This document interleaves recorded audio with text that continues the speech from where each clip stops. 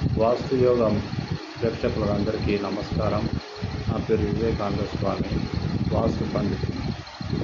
వాస్తులో ముఖ్యంగా ఇంటి యొక్క పాజిటివ్ ఎనర్జీ ఎలా ఉంది, ఇంటిలో ఏవైనా రేడియేషన్స్ ఉన్నాయా, ఇంటిలో ఏవైనా నెగిటివ్ రేడియేషన్స్ ఉంటే వాటిని ఏ విధంగా తొలగించుకోవచ్చు అనేది ముఖ్యంగా చూసుకోవాలి.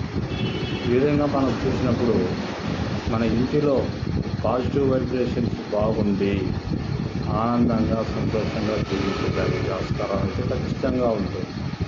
కొందరు చెప్తుంటారు వాస్తులో మూలలు ఏ విధంగా ఉన్నాయి.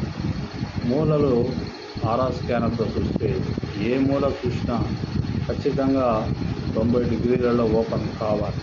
అలా అయినప్పుడే ఆ ఇంట్లో అందరూ సంతోషంగా ఆనందంగా జీవించడానికి ఆస్కారం అయితే ఖచ్చితంగా ఉంటుంది.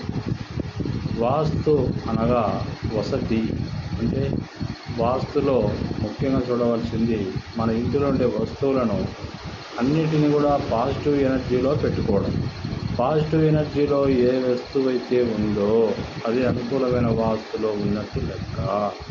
అలా లేనప్పుడు అది ఎంతో ఇబ్బందికరంగా ఉంటుంది.